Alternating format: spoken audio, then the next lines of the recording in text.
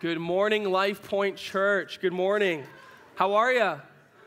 Happy Independence Day. A few moments ago, Drew came in and he said to me, is it still considered Independence Weekend even though it's not technically on the weekend, it's on a Monday? And I laughed and I go, it's not Independence Day weekend, it's the 4th of July weekend. And I caught myself, I swear. Some of you still didn't catch that. But happy Independence Day weekend, happy 4th of July weekend. It's good to be here. My name is Sam Cassese. I'm our family life pastor over students and young adults. And I'm excited this morning. I'm excited to spend the holiday weekend with you guys, opening up God's Word and seeing what God would say to us this morning. So why don't you guys open up your Bibles to Psalm 46. Psalm 46, we're continuing our series through Psalms and Proverbs called Principles and Poets. And so today we're going to be in Psalm 46. Almost every morning, I'm sure for most of you guys, for probably everyone, for almost every morning of your childhood growing up, every morning that you spent in school, you had a certain practice. From every morning that you spent from the first day of elementary school to the last day of high school, each and every single one of us, we had this ritual that when you think about it, it's actually kind of weird, but we don't even think twice about it. It was second nature. And we had this ritual called roll call. Anyone remember? Right? Every single morning, the teacher, she would open up her roll, she would stumble down the list through all of our names that were very difficult, making our last names sound like diseases, right? For every time I got called Sam Cassese, I'm like, God bless you, right? She would stumble down the names, and her point was to determine who was present and who was absent. And so some people in here, you've never actually made it to homeroom on time, and you're like, we did what? This was a ritual? Yeah, every morning, right? And here's what they would do. Let me spell it out for you. She would simply read a person's name, and the owner of that name would respond with a verbal command, a verbal declaration, present, right? It was very simple, very simple. But if you're like me, you had people in your class that struggled with even the most simple of tests, like roll call, right? Right? It was so easy. I believe, part of me believes that the reason we had roll call was so that you can start off every day with a 100% quiz, right? Sam, here, yes, got it, goof, I'm good. Did I get it right? But there were some people that struggled even with this most simple test. And it wasn't because they didn't understand how it worked. It was because they struggled with consistent attendance, right? Remember those kids? Anybody in here were those kids? They struggled with consistent attendance. But then on the other end of the spectrum, there were these kids that part of me feared them, the other part of me admired them, but these were the perfect attendance kids. Remember them? Right? These were the kids that never missed a day. Every morning, they were there in their seats, and every time the teacher would do the roll call, they would respond, present. Present. Today, we're gonna meet a guy. We're gonna meet a guy, and he was actually one of those kind of kids, right? He was one of those perfect attendance kind of kids. He's the guy that never misses a day. Every single time, everywhere that they would call the roll, he would be there to respond, present, present, present. And this guy's name that we're going to see this morning, his name is Fear. We don't have to look very hard in our world today to see that fear is everywhere, and he is making his presence felt. For most of us in this room, we probably don't have to look very far either, because every day, even in our everyday lives, fear is there, and he's saying, I'm present. I'm present. Except for today. As we go through our passage today, as we go through Psalm 46, I'm going to take roll call, okay? And as we go through our verses, we're going to find a place where fear breaks his perfect attendance record. We're going to see a place where, as we go through each verse, we'll see that he actually has very, very poor attendance in a certain place. And that place is among the people of God. That place is among the people of God. Because when God is powerfully present, we're going to see that fear is strangely absent. He's a perfect attendance kid. I'm telling you, he's always there. But we're going to see in our verses today that when God is powerfully present, fear is strangely absent. And so we begin today in Psalm 46 with the introduction. To the choir master of the sons of Korah, according to Alamoth, a song. So let's pause there. That's the introduction. And a lot of times when you're reading the Psalms, do you ever find yourself just kind of skim over the introduction, right? Because you're like, there's a lot of funny words. I have no idea what that means. Let's just go to the numbers, right? I feel safer with the numbers. Verse 1. But really quick here, we need to look at the introduction because it's reminding us of the context of what's going to follow, okay? We're in the Psalms. And with the Psalms as well as the Proverbs, it's what we call wisdom literature, okay? That's the genre in our Bibles. It's called wisdom literature, and it's wisdom literature because it is teaching you something about God and how to live rightly in light of God. And so last week, we saw a proverb, right? And remember what Andrew said? He goes, it's a snapshot of reality, right? Proverbs teach us wisdom with these snapshots of reality, with principles. But we're going to see here in the Psalms, we don't get snapshots of reality. We don't get explicit principles. We get pictures of reality. The Psalms are going to paint a picture, right? They're going to use metaphors. And we see, like most of the Psalms here, our poem today, the poetry is set to music. And so it says it's written for the choir master. Who's the artist? Did he break the top 10 on iTunes? I don't know, but he's the son of Korah, right? That's the artist. And a lot of other Psalms are written by David, right? But not all of them. These are written by a group called the Sons of Korah. I wonder if they have a podcast these days. According to Alamoth, that's probably like the genre of music, right? It's like, hey, Dave, drop that beat. What kind of beat? The Alamoth beat, right? So that's the music. And then it says it here. It's a song, all right? So that's just the introduction. That's the context. What we're about to encounter here is poetry. And so the power of these Psalms as it employs metaphor and analogy and word pictures.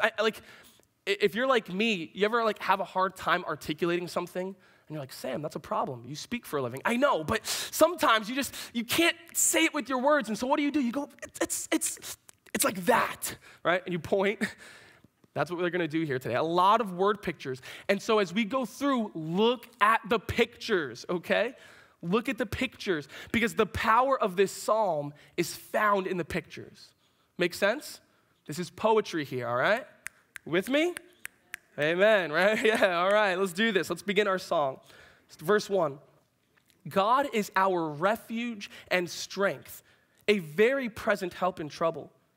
Therefore, we will not fear, though the earth gives way. Though the mountains be moved into the heart of the sea, though its waters roar and foam, though the mountains tremble at its swelling. Selah, which most commentators believe Selah is just like a musical instruction. Pause, stop, first stanza. Some other people believe that it's more of like instruction to the readers. Selah, think about that. And so let's do that. There's the first stanza. Let's think about that. Let's look at it. And what do we see? We see that God is our refuge.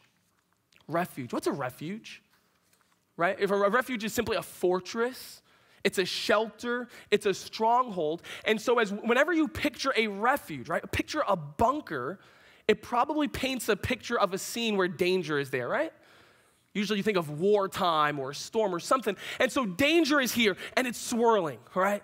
There's chaos and it is threatening to destroy you. But if you have a refuge, I have a place that I can run into and I can be safe, right? I have a place, a refuge, a place that I can run into and rest assured. You're safe here.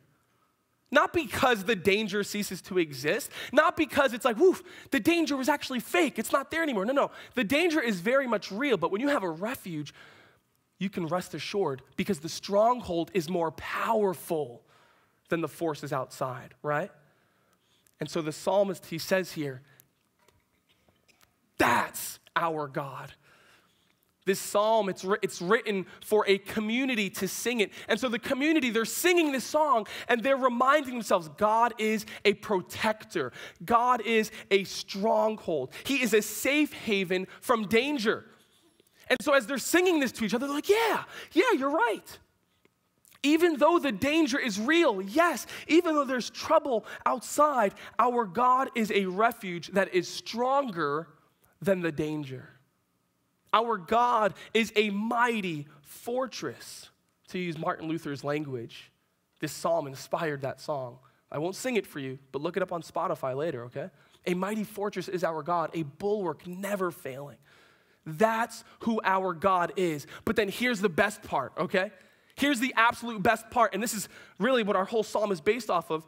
Not only is he a refuge, but he is our refuge. He's present with us. He is a very present help in trouble. So God is a refuge, but he's with us. He's our refuge. Therefore, he says, we will not fear. Doesn't that make sense? Do you guys see the logic of the therefore? God is our refuge, a very present help in trouble. Therefore, we will not fear. And that makes sense because we have already said it. When God is powerfully present, fear is strangely absent. And look at how fearless they are, friends. The psalmist, he's good at painting pictures. I'm not, but look what he says. We will not fear though the earth gives way. Imagine an earthquake that shakes the very ground under your feet and you actually fall over, right? An earthquake, it moves the ground. Imagine an earthquake that though the mountains be moved into the heart of the sea. Imagine an earthquake that leveled Mount Hood. You're driving home today, you're on 14, and right, just not a tremor, right? I'm talking about like a high Richter scale earthquake. And it carries what we thought was this immovable mountain. It completely levels it, and it carries it down into the Columbia River. Imagine that. Though its waters roar and foam. Imagine, just not, oh, it's raining. Imagine a storm with tsunami-level waves, right?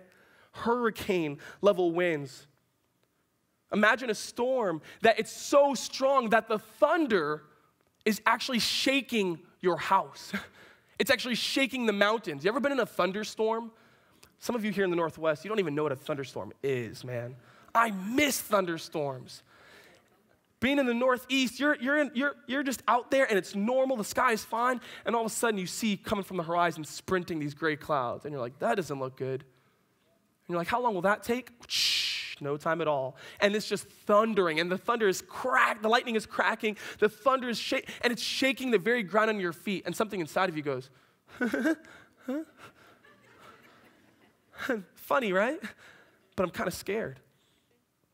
He's describing these violent acts of nature. Violent acts of nature. And they're terrifying. They're terrifying. A lot of times in our sophisticated world, here in the Northwest, we don't think a lot about the power of nature, right? Do we? We don't think about how terrifying nature is, let alone fear it. Man, some of you guys are crazy. Some of you guys are actually fascinated by it. I remember I moved out here and I met people who are like, dude, I study volcanoes for fun. And I'm like, okay, I kind of pray that they never happen, right? We find it fascinating. We watch it on the Discovery Channel. We study volcanoes. We joke. Dude, we joke here in Vancouver that in a few years, this may be beachfront property after the big one, right? Everything east of I-5 is going to be like beachfront property because of the great tsunami. You guys don't hear this? I mean, we joke about it. If you were to talk to someone who experienced the raw, sheer power of nature, it's not fascinating. Talk to someone like that. Watch a documentary on Netflix. Read a book from someone who has experienced the sheer power of a tornado rip through their town. They're not laughing. Talk to someone who's experienced 150 mile per hour winds of a hurricane. Talk to someone who has seen 60-foot tsunami waves come crashing and flooding inland and snap 100-year-old trees like a toothpick. There's nothing fascinating. It is terrifying, friends. It is terrifying. If you were to fear natural disasters and the power of nature, nobody's going to make fun of you. I promise. I won't, at least, right? These are not laughable phobias. He's scared of tsunamis. What a sissy, right? No, there's a difference between a laughable phobia and a healthy survival instinct. And I would put natural disasters in the second one, right? Nobody's making fun of you if you fear those things. And yet we read here the extent of their fearlessness. They said, even those things we will not fear. And why don't they fear them? We already know. We know the answer. Because they have a mighty refuge from the storm. Are you seeing the imagery here? Do you see the word pictures he's painting? Even the most powerful, violent acts of nature. He says, for us, the power of nature is nothing to fear. The power of nature, that's the first thing we see here. The power of nature is nothing to fear because they have a mighty refuge. A mighty refuge. I was thinking about how to make this relevant for us, right? I'm like, I'm going to preach. I've been working on this all week, and I'm going to stand up in front of Life Point. And how am I going to apply this to your lives? How can we apply even this piece of scripture to our lives? And here's what I was going to do. I'm going to be honest here, all right? Pastoral, transparent moment. What I was going to do was I understood this as metaphor. The psalmist, he's like describing a time in your life when it feels like the mountains are trembling, right? I was going to get all poetic on you and snap and play my congo, you know? It's a metaphor. He's describing the times in your life where it just feels like the mountains are being moved into the heart of the sea. And here's what I realized. The comfort for us today doesn't come from making this a metaphor. The comfort from this comes when we understand that literally, the violent, powerful acts of nature pale in comparison to the mighty and absolute power of our God. Literally. Friends, here's what we do. We talk in our circles and we come to church, and sometimes, especially in North American evangelicalism, we paint a picture of God that is not accurate. And so what do? God is loving. God is loving. Do you know how much God loves you? And yes, it's true, but we talk about the love of God to the exclusion of all of his other attributes, and what happens is we have a wrong picture of God, don't we? We picture God as this gentle grandpa floating in the sky, maybe with his glasses brought down on the bridge of his nose, maybe with a snow white beard. Friends, that's not God. That is Santa Claus. When you look at the picture, the reason why this is wisdom literature is because it is helping us balance out our picture of God. God is not Santa Claus in the sky. He is a God that is utterly in control of all things. And we're going to see it even in the next stanza, that he not only did he create the earth, he could melt the earth with a word from his mouth. He is a God so powerful that you would see the power of a tsunami, you would see the power of an earthquake, and you would choose that over facing the wrath of a powerful God. The power of nature is nothing to fear when this utterly powerful God is with you. The comfort for your fears this morning, friends, is not to invalidate each other's feelings. Don't fear that. Don't be anxious. Christians shouldn't be anxious. Why are you so scared? That's not appropriate, right? Sometimes things are scary. Sometimes things are fear. Sometimes it's a healthy instinct to fear the tsunamis of life. But the comfort comes, friends, not when we pretend like it's not there. The comfort comes when we remember and understand that the powerful presence of God is with us. We don't say to our friends, hey, that's not even a big deal. We go, you know what, that is a big deal. You should be scared of that, except the powerful presence of God, the mighty fortress, the strong tower. He is with us, and we can run into him and be safe. And so when you're experiencing the storms of life, right? When it feels like the very ground underneath you is giving way because your work is no longer stable. When it feels like the mountains of our economy are being carried away and leveled into the heart of the sea. When the support structure of your entire family seems to be crumbling apart, we look at that and we say, don't fear. No, we say, yes, that is powerful, but God is so much more powerful than the trouble. God is so much more powerful, utterly in control than the danger. And here's the kicker, he is with you.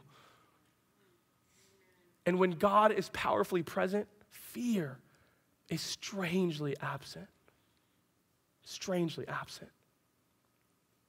Let's keep going here. The imagery continues. Look at the second stanza. Because now the scene changes from this swirling chaos, this crazy storm. And now we have this peaceful river.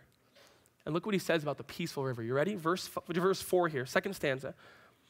There is a river whose streams make glad the city of God, the holy habitation of the Most High. God is in the midst of her. She shall not be moved. God will help her when morning dawns. The nations rage. The kingdoms, they totter. He utters his voice. The earth melts. The Lord of hosts is with us. The God of Jacob is our fortress. Selah. The imagery continues, and here we have a river, okay? And I know that all of you are very up on your Israelite geography, okay? And you're looking at this and you're going, Sam, this doesn't make sense. There is no river in Jerusalem. There is no river in the city of God. But friends, remember the introduction. What are we reading here?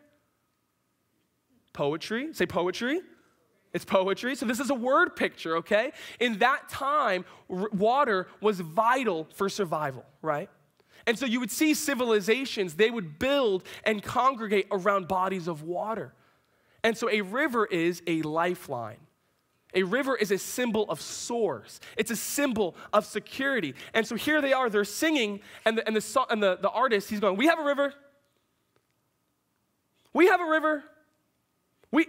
Jerusalem, yeah, we have a source of provision. We have a lifeline. We have something that we can depend on for our survival. And you know what that river is? Look in the text. He says it right here. We have a river that makes us deeply glad. What is it? The holy habitation of the Most High. How many of you are going to go home today to your habitation? Okay? Habitation. It simply means home. And so at the heart of Israel, you have to understand this, right? Because this is thousands of years ago. We weren't there. And so we need to paint the picture in our minds to try to feel the gravity of this. In ancient Israel, at the heart of their nation, in the center of their capital, stood what was called a tabernacle, which is actually the same word as it's translated in other places as dwelling, or in this psalm, habitation. So at the heart of Israel, there was literally what they called a home.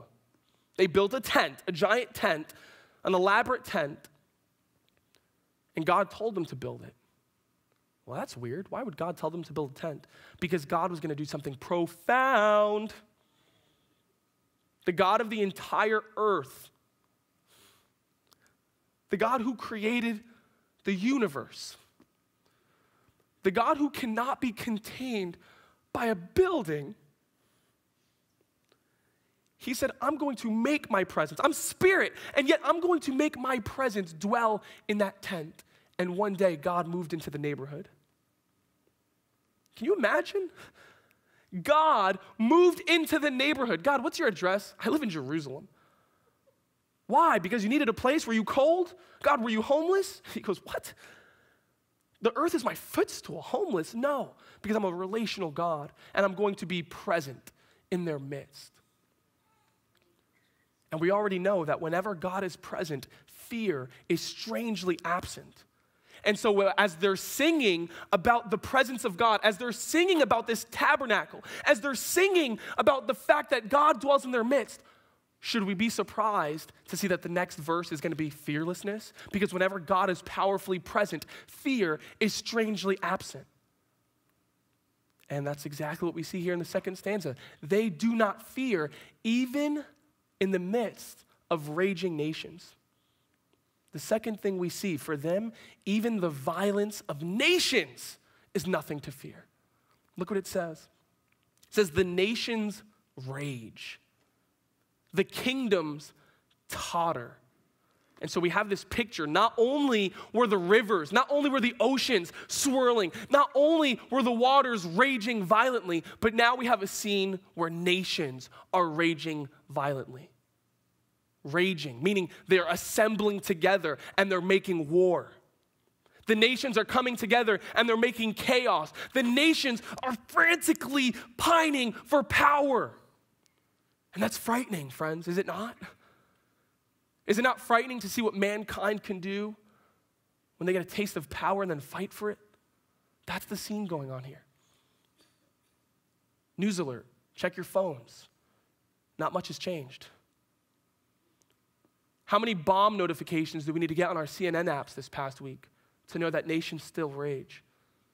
How many alerts do we need to get of shootings and suicide bombers and wars and attacks to know that nations still rage? Just this morning, I got one on my phone in Baghdad.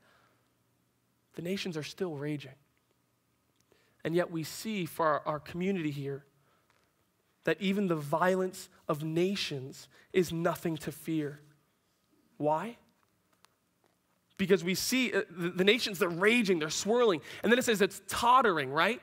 Like almost like it's not even secure. But we see here that they're nothing to fear because in contrast, you got to catch the contrast here. It's poetry. Come on. In contrast to the tottering, frantic nations. In contrast to the violent activities of these empires that are here today and gone tomorrow. In contrast to that, we have a God that is completely in control. And he doesn't raise his voice because he doesn't feel threatened by them.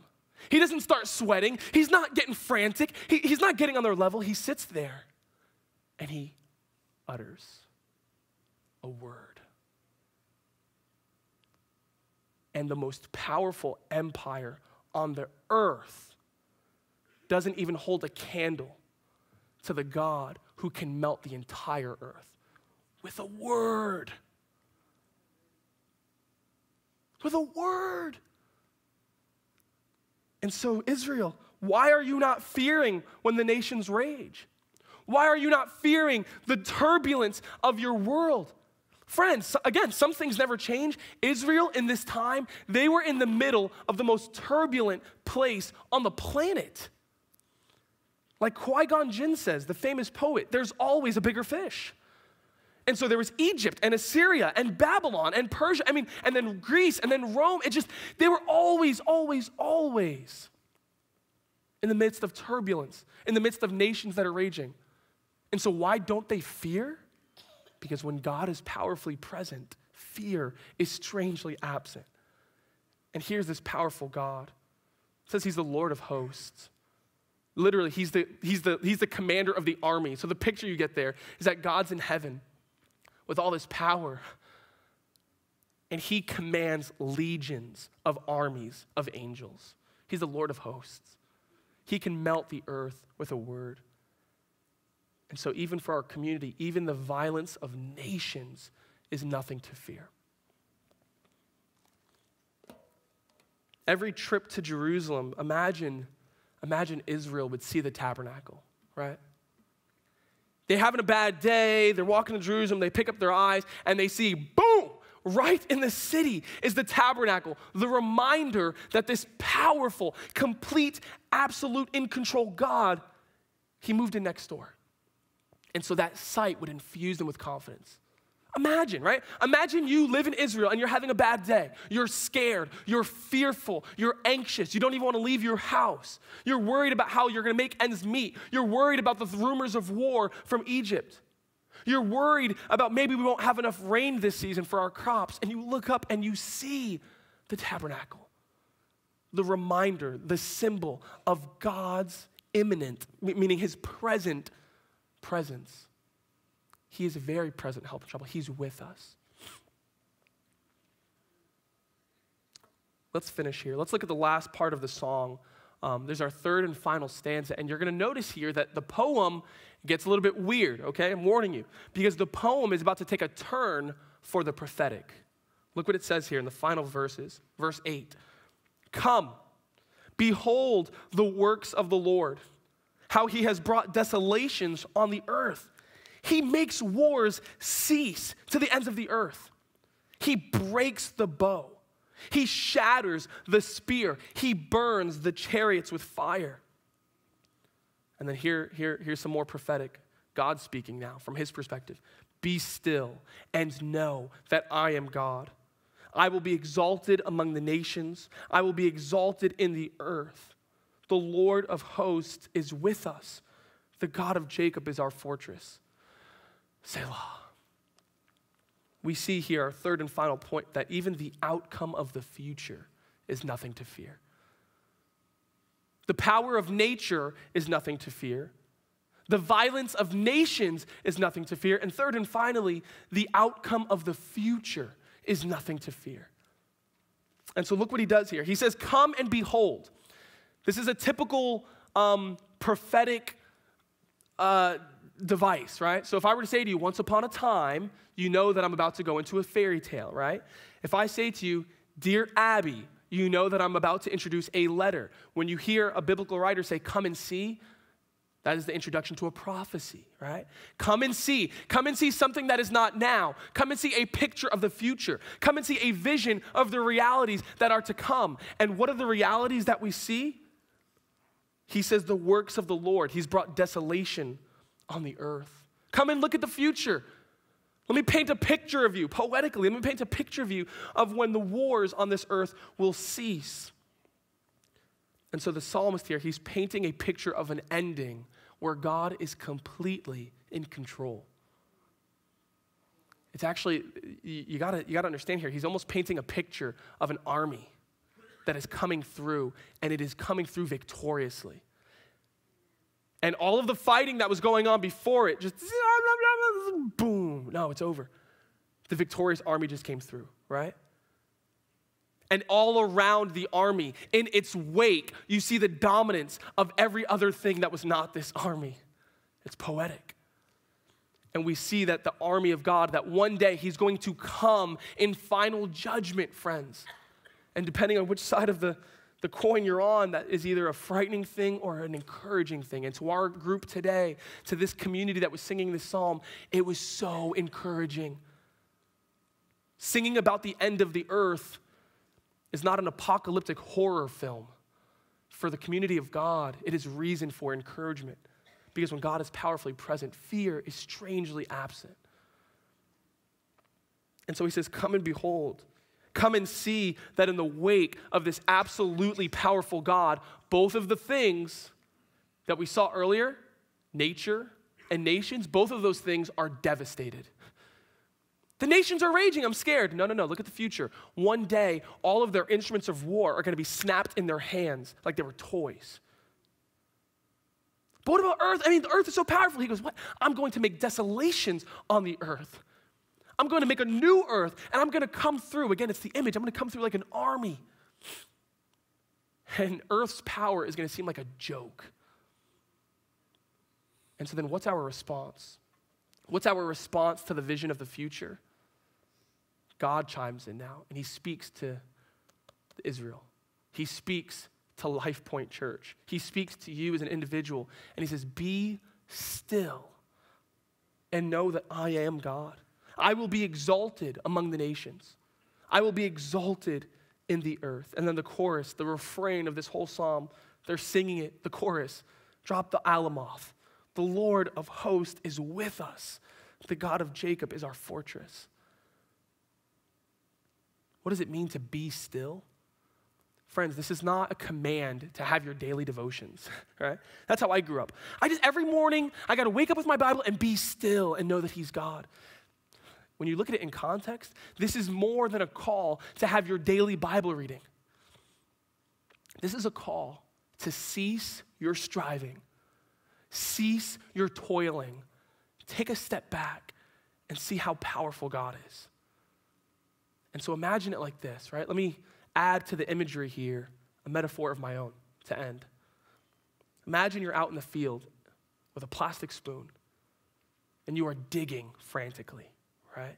I don't know why. Don't ask me why, right? Don't make the metaphor go too far. But for some reason, you're in the field and you are digging and you are sweating and your back is broken and you're out there for days and you're at the point that there's dirt under your fingernails, there's dirt in your eyebrows, there's dirt in your mouth, and you're digging because you're scared that if you don't dig deep enough, if you don't dig fast enough, who knows what will happen. And so you're digging out there with your plastic spoon, and you're digging, and you're digging, and you're digging. And one day, a bulldozer shows up. And you have one of those moments, right? Like my 1-year-old son does when he's trying to put the dots together, and he's like, you hit the light switch, the lights went off. And you have one of those connect the dots moments where you look at your spoon, you look at the bulldozer, and you go, just like that. It would be silly to continue your digging. The only response when the bulldozer comes is to get off of your knees, get off of your hands, and drop the spoon. Put the spoon down. Stand back and let the bulldozer in all of its glory do what a bulldozer does.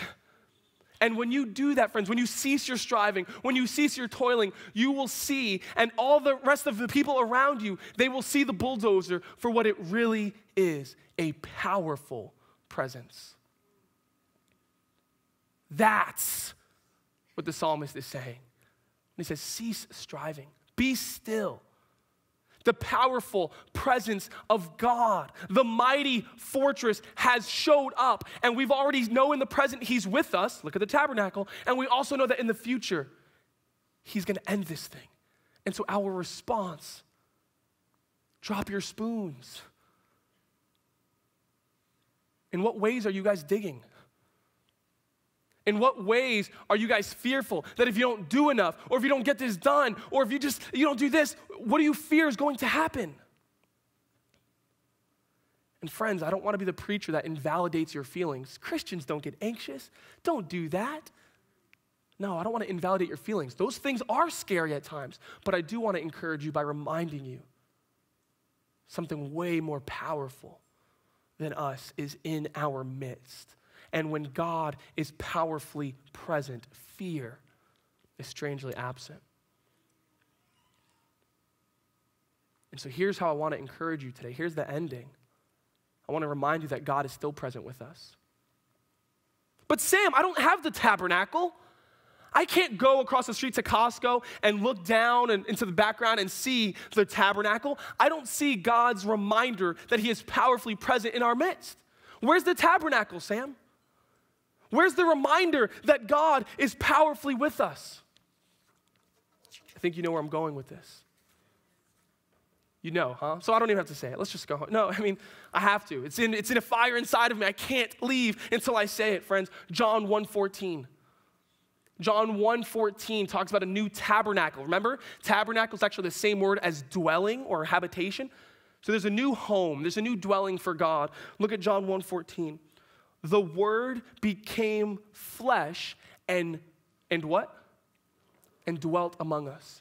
The Word became flesh and dwelt among us. And so the same gravitas, the same reality that people would have when they saw their tabernacle, John is saying, God has done it again. He has yet again made his dwelling. He has yet again made his home. He has yet again taken his powerful presence and moved in next door to us. He's moved into the neighborhood of humanity, but this time he didn't move into a tent. This time the presence of God didn't take a physical address. This time the dwelling in the presence of God took on flesh. And so to see the person of Jesus Christ is a powerful encourager that dispels fear.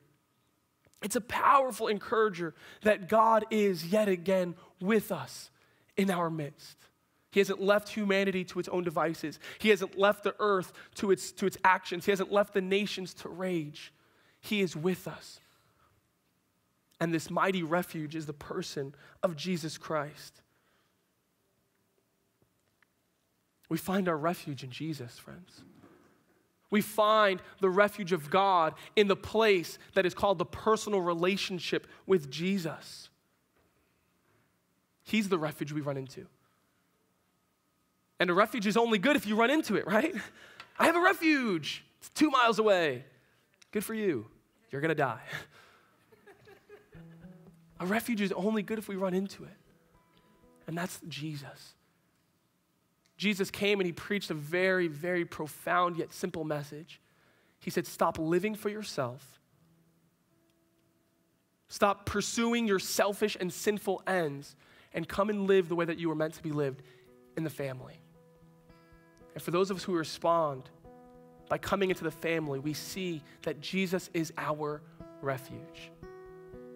And now we have the strength to face trouble. We have the strength to face our anxiety. Why? Because when God is powerfully present, fear is strangely absent.